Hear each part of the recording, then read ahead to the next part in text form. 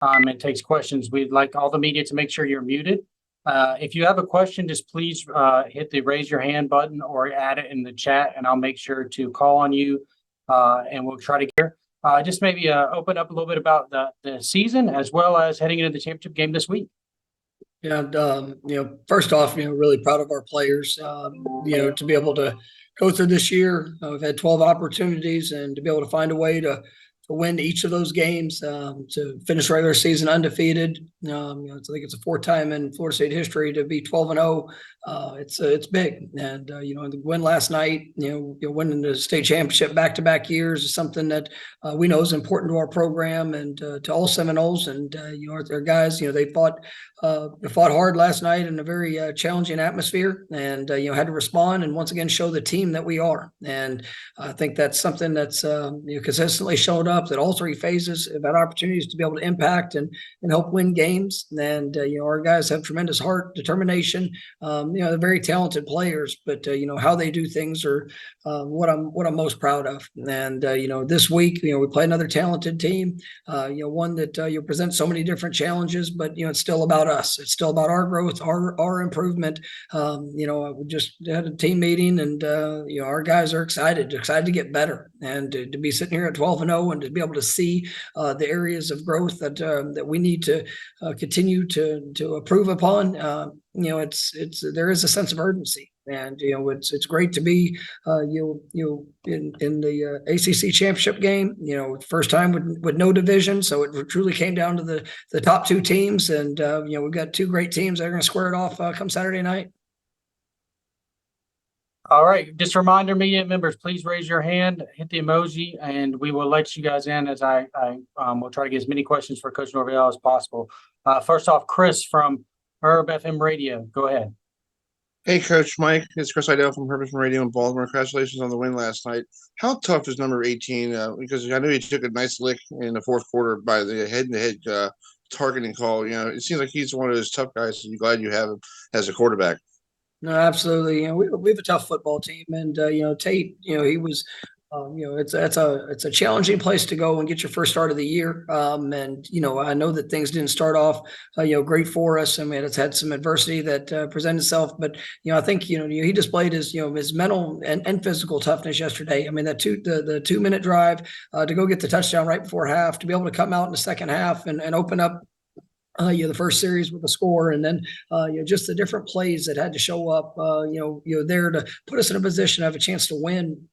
He just continued to answer the call, and that the late hit, it's tough to see any player you get hit like that. And when I went out and got a chance to see him, he was telling me that he was okay. It obviously rattled him a little bit, but he said he was okay, and we just wanted to make sure that we checked him out.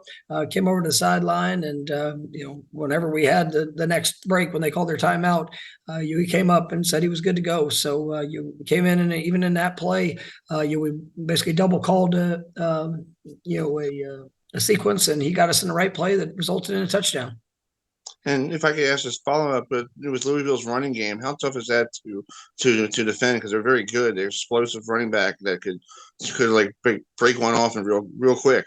No, I mean they've got a couple great backs, and guys that if you allow them to get into open space, I mean it's going to be a challenging day for you. And I think they've shown to be able to run the ball just about against everybody that they played. They're very efficient and effective in the passing game, being able to push the ball down the field. It's a really good offense, and it's led by a very by a great scheme and an outstanding coaching staff. I mean this is they're going to present plenty of issues because they're so balanced in what they can do and the variety of things that they'll show you.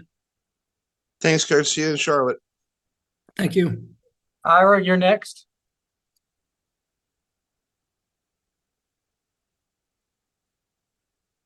Ira, are you there?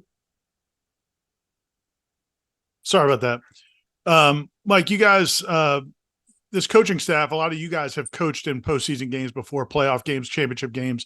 But a lot of these players haven't. Is there anything that, they need to learn this week? What's the process like transitioning from regular season to a conference opponent that you didn't know you were going to play until recently? No, I mean, it's one of the things that how we approach, our season, how we approach each game. We try not to put too much emphasis on the opponent. Yes, there's game plans. Yes, there's tendencies. There's personnel that you have to go against, but it's really about us. And if we can go and every week work to get better, work to control the things that we can directly impact.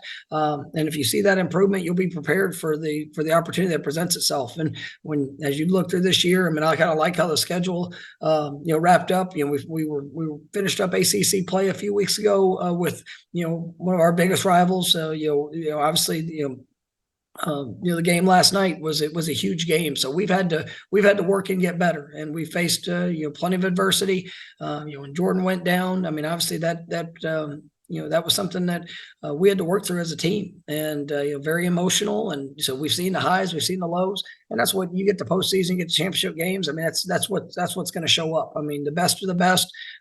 You got to go out there and you got to play to all the potential that you have, and just stay true to who we are. But I think that prepares you as much as anything to go and be able to perform in a moment. Terry, you're next. Coach, congratulations on the win last night. Yesterday was a pretty slow start, but I did see, and I know a lot of people who was watching this game saw a lot of grit and heart from Florida State. What's your message going to the ACC Championship, to the team? Because you do have some veterans, you do have quite a few veterans, but what is your message to the team as you all go to the ACC Championship? Well, it's to go get better. And I mean, really, it's pretty simple as that. You look at the last couple of games, we've had a little bit slower starts than what we've wanted. I've had some mistakes, and it's been all emotional games. And when you sit there and you look at it, obviously the rivalry games, being on the road, senior day a couple of weeks back. So it's making sure that we can control the emotions and still be able to go out and execute to the level that we're capable of. The response, the grit, that's there. I mean, this is a team that's shown that. They put that on display, and we always tell them that, I mean, to trust the training, because they are trained for times like this. And when you find the adversity, when it finds you, you've got to go out there and respond, and they know how to do that. All right. Good luck this weekend as well. I'll be there as well. Thanks so much. All right. Chris, you're next.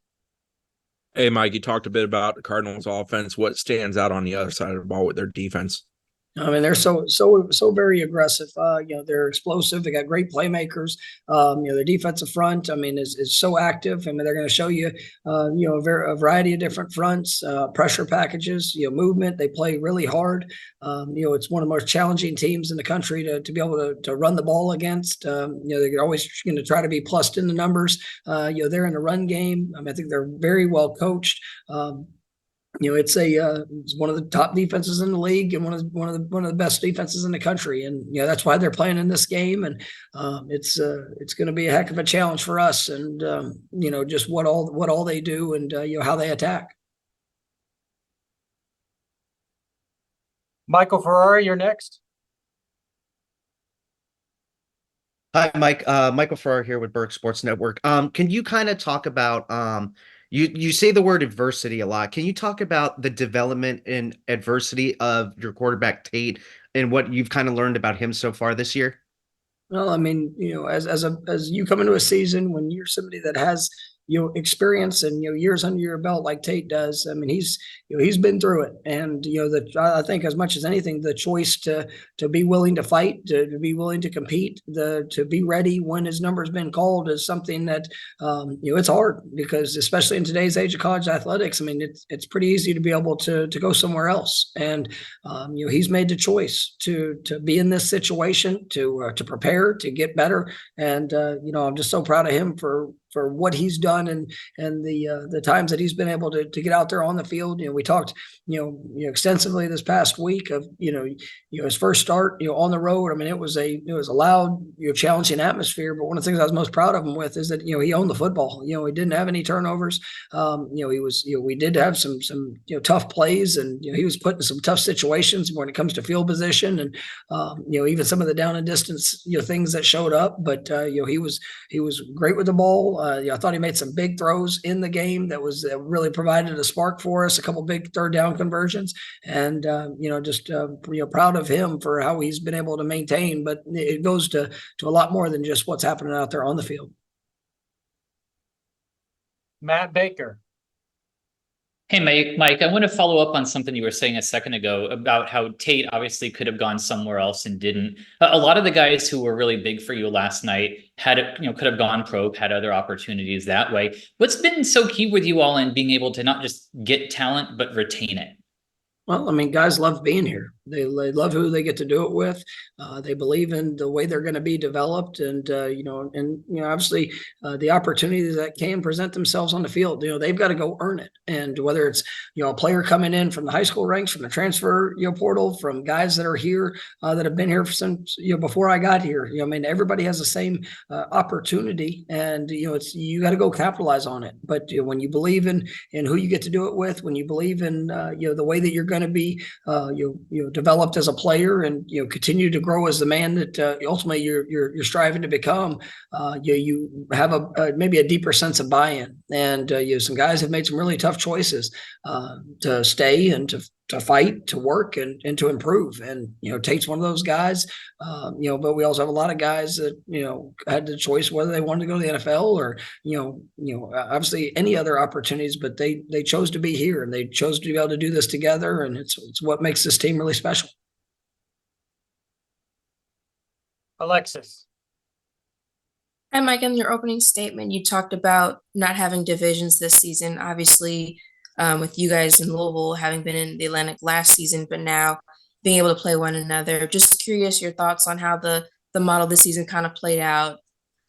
No, I thought it was great, and it's I'm glad that it didn't come down to a tiebreaker or any of those things. I think when you see two teams that have earned the opportunity to play in this championship, it's big. And Louisville has played at an elite level throughout this year. They got a great offense, a great defense. Impactful in special teams. We believe we've got some of those same characteristics, and that's why we're both getting a chance to compete in this game. And so, and it's going to be a lot of fun. It's going to be a great matchup, but it was earned on the field. Back to Ira.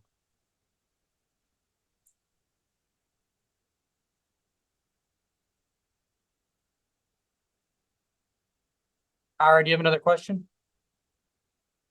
Sorry about that. In this game and also in the Miami game, you guys had a couple of situations where guys could have gotten into extracurricular activities. And in both cases, they seem to do a much better job than maybe in years past. How far have they come in that, and how big of a talking point was it going into those games? That's a good question, and you did apologize twice already in this press conference, Ira. I just want to make sure that's noted, and I appreciate that. Thank you. No, it's one of the things we just talked about as our team. We knew going into the game, that's going to be an emotional game. I mean, that rivalry, we knew that those things were all potential events that could show up. And, we talked a lot about the emotional maturity that it takes to be willing to, with all the excitement, all the challenges, sometimes the human nature to want to retaliate to something, to be able to, hold true and discipline to focusing on the next play, and to be able to control the things that you can control. And I thought our guys did a great job of controlling themselves. And there were plenty of opportunities that we could have retaliated in the situation, but we were able to benefit from whether it's a penalty or just ultimately being in control of ourselves. And I celebrated that with our team in our team meeting here this afternoon, and it's something that we're going to continue to work on, and because from this point out, it's all emotion, and we got to make sure that we're being disciplined and being focused on what we ultimately are coming to do. Next question, David Hale. I'm sorry. Also, Mike, I'm not sure for what, but I'm sure I owe you an apology for something. Yes. You talked, I think, last week about a conversation that you had with Tate a few weeks back, and I'm just wondering if you could go into some explanation about what sort of led you to that, and what was sort of discussed between you that you think maybe has played out over the last couple of weeks in the role that he's had to step into? I mean, going through the year when you're not the starter, especially at the quarterback position, because you don't always, whether if you play receiver, there's going to be a chance you're going to get in the game. It might be, 5, 10, 15 plays, whatever that is, whatever you earn throughout the course of the game. But, quarterback, there's times, especially when you're behind, one of the best quarterbacks in all of football, that you might not get a whole lot of opportunities on the field. And, the urgency in practice, the growth and development, the importance of every drop that you take, the way that you communicate, you never know when you might get thrust into action. But just like as each player on the field has to push to get better, whether you're a starter, a backup, whether you're redshirting this year, it's always about that sense of urgency. And it wasn't, Tate did not do anything but it was kind of midpoint through the season. I think had just finished our 6th game, and I wanted to kind of make sure that he understood the importance and the value that we put on every rep that he takes, and also the appreciation for how he goes about as a business. And it wasn't anything big, but I said at any point this can be your team where you have to go and lead it. And I think he's shown in the last 2 games that he's worked and he's prepared for it. Now that doesn't mean there haven't been mistakes or there's things that we have to get better at, absolutely. But he's done a really nice job of running and controlling the offense. Corey, you're next.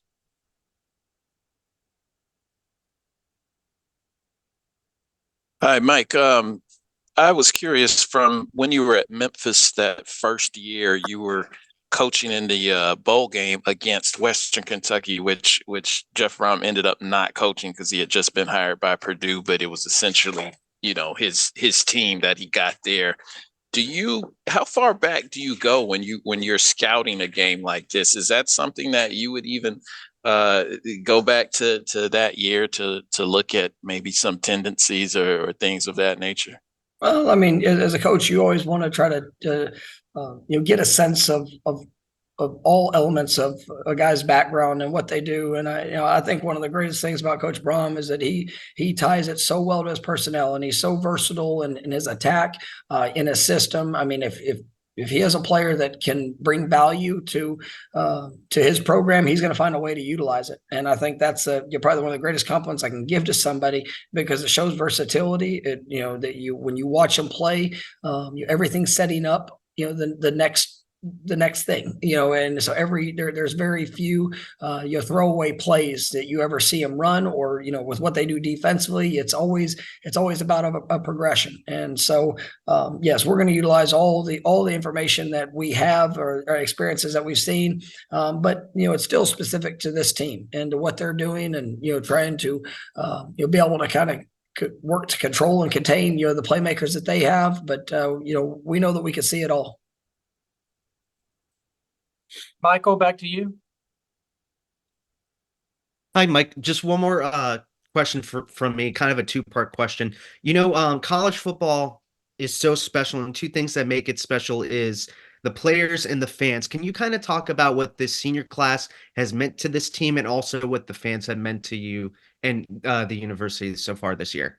No, our senior players, they're remarkable, and everybody's got a different journey.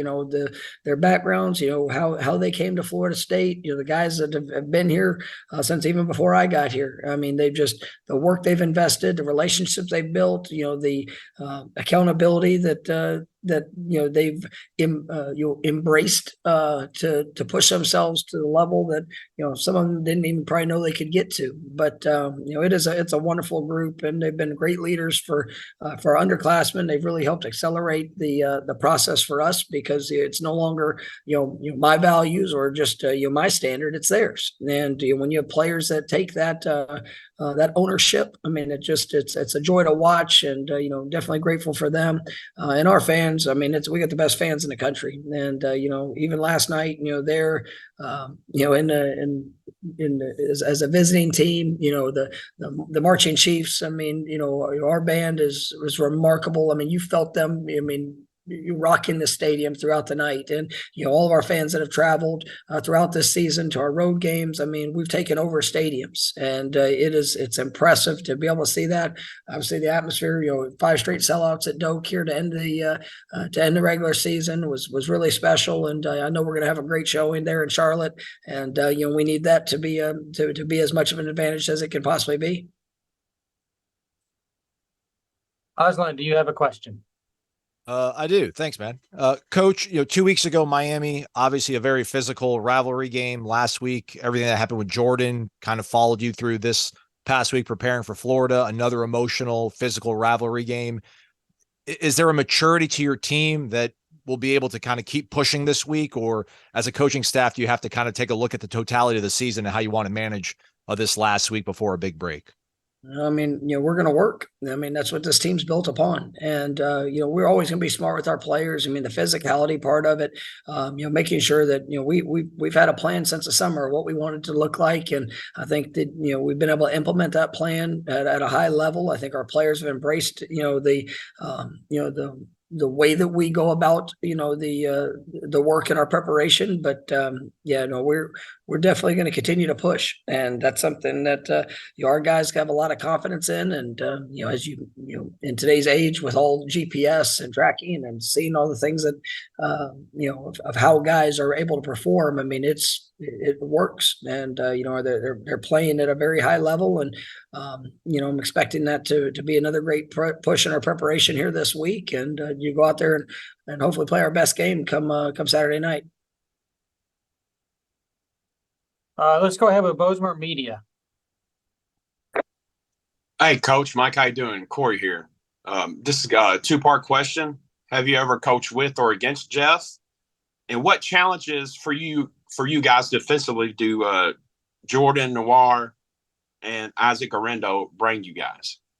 Well, Coach Braum and I have not coached with each other, or other than the time that was just referenced in the bowl game against each other. He'd taken the Purdue job before we played him in the bowl game. But I've also got to know him just over the years. Been different places, different events, and so much respect for him and what he does within his program.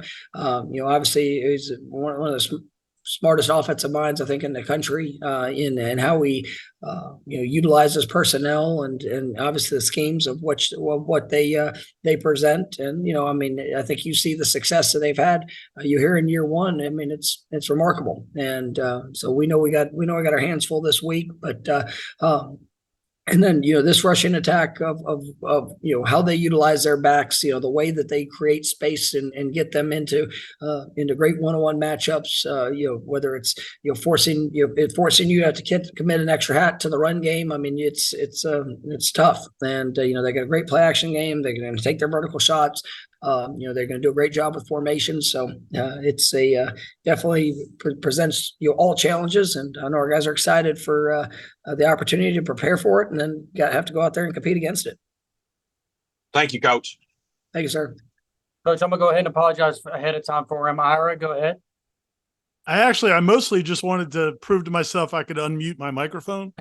So it's only year 3 of Zoom life. I'm still responding to adversity. I love it.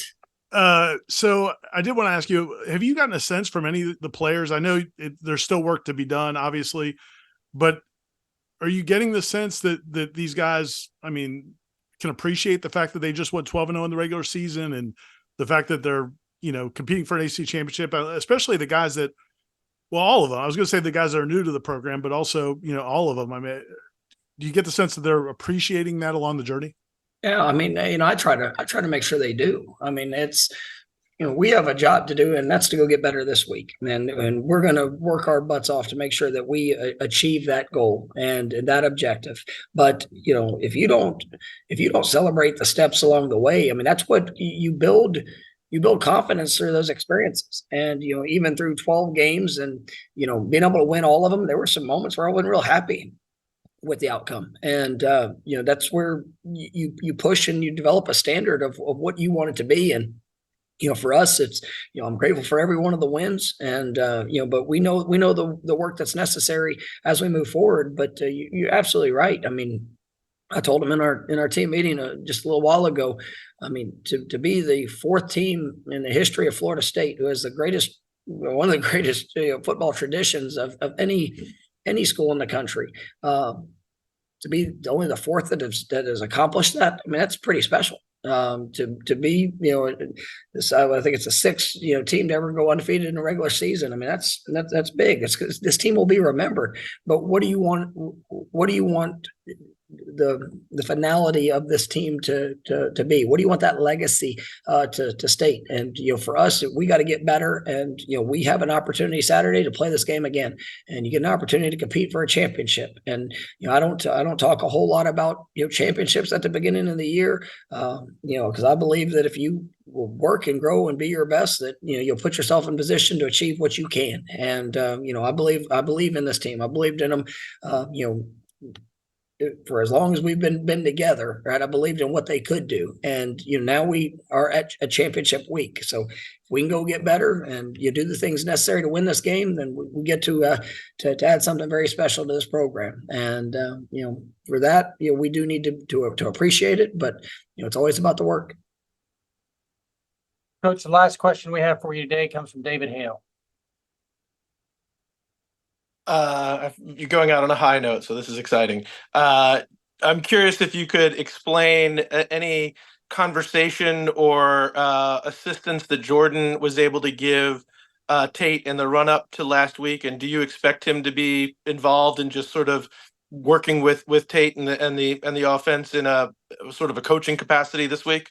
Well, I mean, Jordan, he's there and he's so supportive of our players because he loves them so much. And, for him being there last night, for him coming out to practice, this past week, I mean, he's there to encourage, support, be there for his brothers, just like his brothers have been there for him. And, he's a special man. And, I'm just grateful for all that he's done. I'm grateful for his continued investment, plan on him being there, this Saturday, and continuing to have that positive presence for his teammates, and just forever grateful for what he's done for this program. But he's continuing to make his impact. Thanks, Mike. All right, thank you guys. Y'all have a great day.